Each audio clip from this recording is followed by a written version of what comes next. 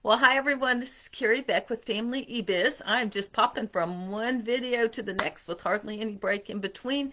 I'm excited to talk to you today about Pinterest. I guess I always say I'm excited, but this is a really cool topic and it's something that has really worked for me and my business. And so that's one reason I was so excited when I read last week that they were having a free webinar on how to use Pinterest to get loads of traffic.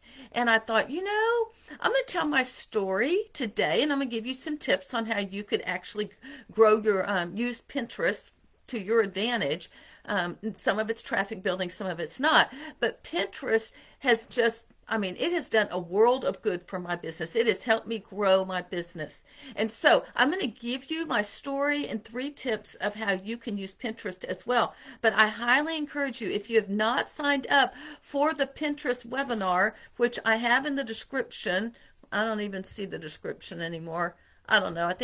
This isn't it, but something like the crazy simple secret to getting loads of traffic from Pinterest in 2022. If you haven't signed up, go sign up. It is tonight, 7 o'clock Eastern time, and sometime tomorrow around 11 or 12. I don't know. I signed up for tonight.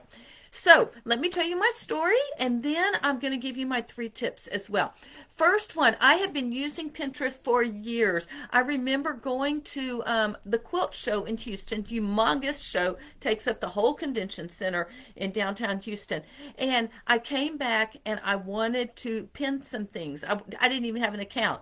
This was back in the day where you had to have someone invite you to be on Pinterest or something like that. You couldn't just go in and open an account. So it was a little private and exclusive. But I wanted to start saving pictures, like things on people's websites of quilts and projects that I wanted to work on. So that was the very beginning. Then I started seeing that I could start using it for my business. And so I began pinning my images. I would make, and now these are ugly as sin. They are terrible. I would never make an image like that, but they were ugly. If you know anything about Pinterest, you need vertical 600 by 900 or 900 by 600 images. That's the best kind. I had horizontal, I had little bitty. It's horrible. And I still have some of those in my, because I do have a business account with Pinterest now. I started just doing it on my personal account just to get it into the Pinterest system so that people would start to find my website and find the things that I was offering.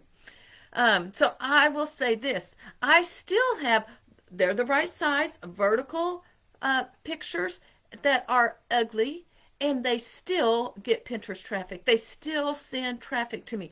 I need to make new images and I'm trying to update them. I'm trying to get things going and do the things I'm going to share in just a second. But I don't want to just get rid of those pins because they've been around for some of them 10 years, like my Lucky Charms graph that's coming up, St. Patrick's Day. It is one of my top. That and my fall centerpiece with candy corn in a vase. Those are 2 of my best pins forever and ever.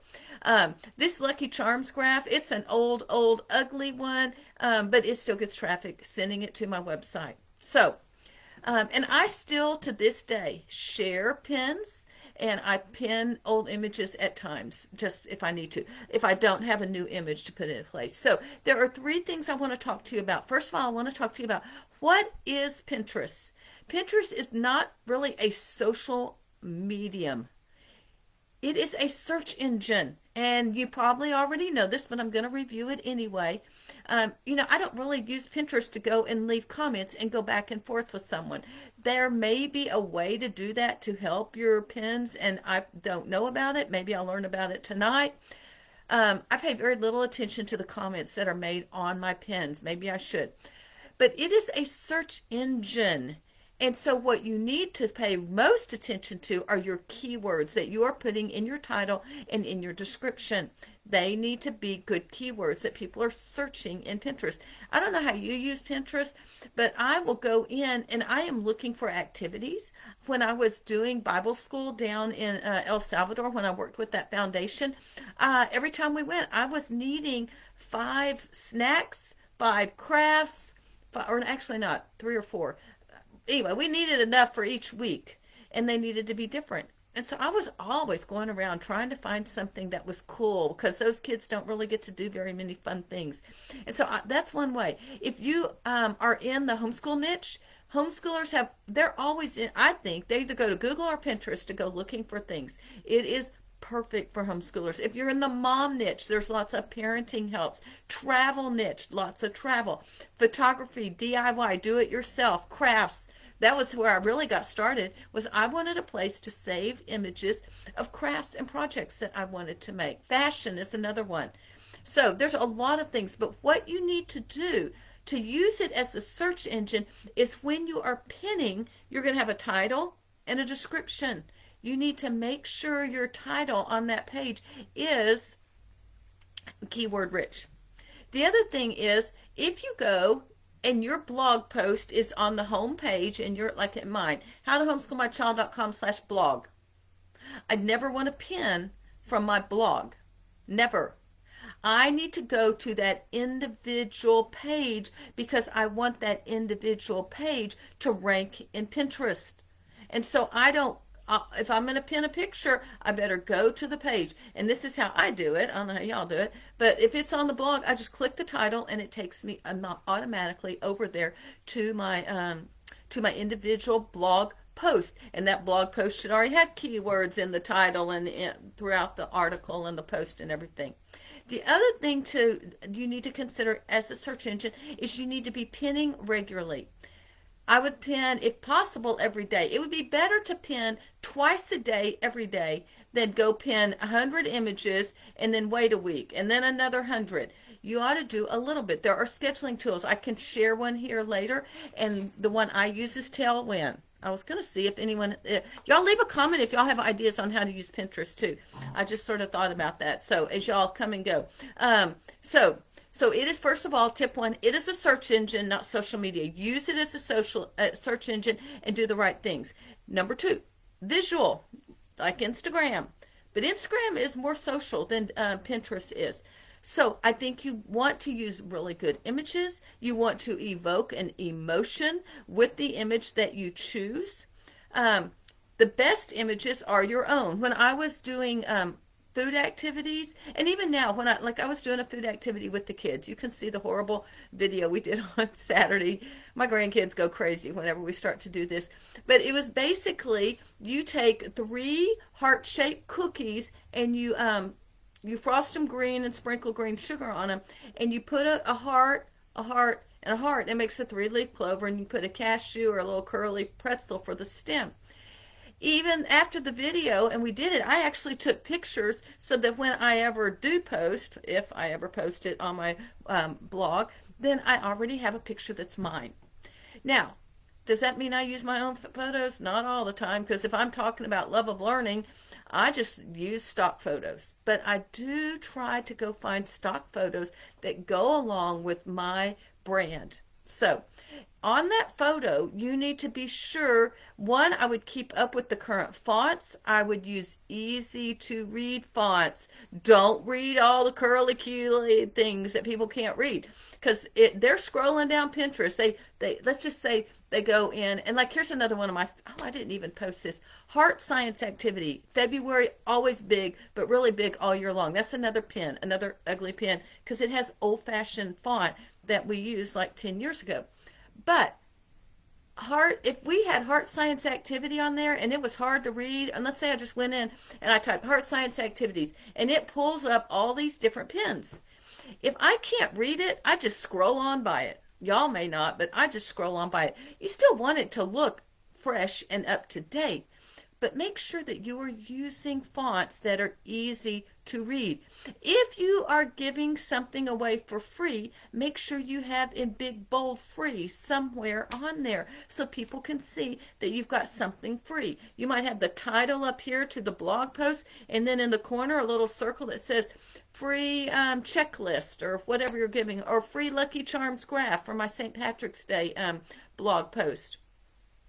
So emphasize it. So you want to include your headline with your keyword, because that will attract them while they're looking. You're like, oh, I just typed that in, and that person, that picture says the same keyword.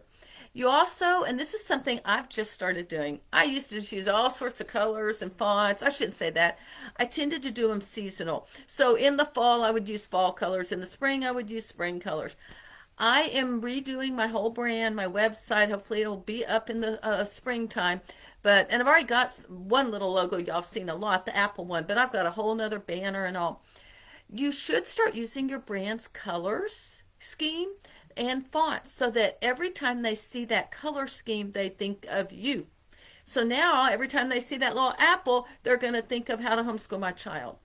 So those are some ideas that you want to use when you're thinking about visual. So Pinterest is first a search engine. Secondly, it is visual. Third, it can be used to make sales, or it can be used to grow your email list. I'm going to talk about both of them in number 3. I'm not really good at things for sale on there. I do post things that are for sale. I would go look at brands like stores like Target or the Gap or whoever, whatever you follow. Go see what they're doing, and see what as how if they're selling things, because I know people sell with that. I'm also talking about today only free Pinterest pins. I'm not talking about promoted pins that you pay for in the ads. All right, so I use a Pinterest, my own story, as a lead magnet. I am constantly giving things away for free on my blog and trying to sell them for free on Pinterest. Okay, so, and that takes the blog post and create it, and that's a whole nother story. I'm not going to talk about creating a lead magnet. I've talked about that before. What I am going to talk about is what you do with that pin. If you are sending people and you're getting your pin really ranked up there and they're signing up and you don't do anything with those people, you are wasting your time. And it's not really worth it. Hey, Kimberly, thank you for being here. So you need a follow-up system. I encourage you to use what I would call an email campaign, where it's already set up. You are not going to go in every day and send emails to people. So let's just say my Lucky Charms graph. They come in, they get an email from me, and it says, oh, click this link and you can get it. And so they can download it. I send another email, hey, in case we've never met, here's a little bit about me. Write me back and tell me about you. And then the next email, hey, I was checking to see if you got that email. And inside it's just like, did you get the link to the Lucky Charms graph? And you wouldn't believe how many people write me back and say, yes, thank you. I haven't started using her. Yes, my kids loved it. So then after that, you want to give them some good content. So you're going to tell them a few little, send a blog post or write a little article, 2 or 3 of those. And then eventually you could put a flash sale. You could sell something to them related to whatever it is they got. So if I were doing the Lucky Charms, I might talk about unit studies, or I might talk about love of learning, and I would sell something that had to do with that. So you need to have a follow-up system, and I encourage you to do that through email. That's why email is so important. And to me, it is the first thing you should be working on. Then you work on your lead magnet. Then you work on your course, and then your website. You don't even need a website to be able to collect emails. Because you know what, if you come, I have a link for Aweber, and if you decide you want to use them, you can. You can get the first 500 people for free, and you can communicate with them. You get something called a landing page, meaning you don't need a website. You just go into your Aweber account, you create this little landing page. I wish I had one of these. While I'm talking, I'm gonna pull one up and show y'all an example of them. You just pull up a little landing page, and then and they host that web page. You don't even have to have your website done. Isn't that cool? They didn't have that back in the day.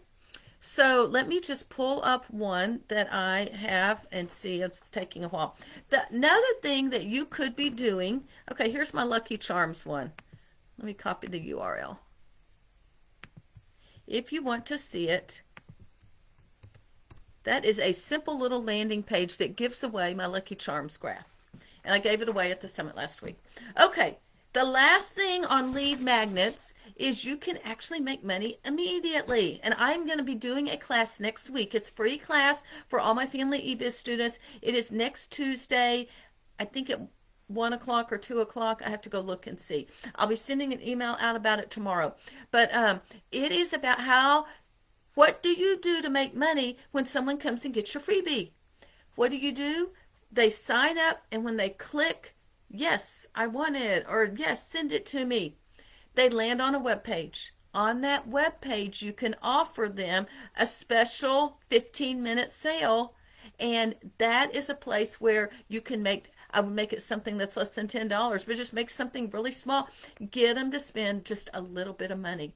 And it's something that I call an OTO, one time offer. Most people call it a tripwire. It trips, they sign up for the freebie, it trips them into buying something.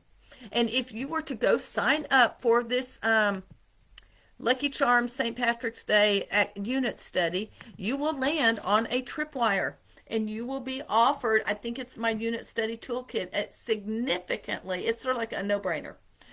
So, Pinterest, you've heard my story. Ugly, ugly pins. I got ugly pins out there. They're still working. But remember, Pinterest is a search engine. Use it like a search engine. Get your keywords in there, regular pinning.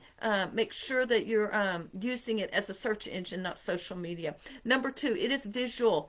You still want to make good pins. I am teasing about my ugly pins. I'm trying to replace them. But if you can use stock photos, oh, and if you need free stock photos, you can go to something called unsplash.com. Unsplash.com. And so, let me see if I can do this. If I could spell. Unsplash.com has a free section, and I get a lot of my photos there. So on your visual part, you want to include your keywords in your headline and use your brand's color scheme if you have one. And then thirdly, it is a lead magnet. It is a way to build your email list, and then be sure, if you are going to give away a lead magnet, a freebie, then you want to have some follow-up, an email campaign, and then maybe a tripwire, an OTO that they land on as well. Now, if y'all have questions, I'm happy to answer them. But Kimberly said, you just answered my question about a website. You know, I do have a website, and I do think websites are good to have, but they aren't necessary to make money these days. You could actually do everything. Now, I could do everything without my website. If I wanted to use Aweber, I'd have to pay them eventually. And Teachable, my web pages for the summit were all on Teachable. And now I do have a website, lifeskillsleadershipsummit.com, I believe, but I could get by. Now, I still have to spend some money. I think it's cheaper to use a WordPress site as well. And if you were ever to take any of my courses, that would be what I would recommend. But those are my 3 tips. See if we have any other questions. I don't think so. Where did that thing go? Okay. Well, thanks for spending time with me this afternoon. I am Carrie Beck with Family eBiz. Y'all have a great day.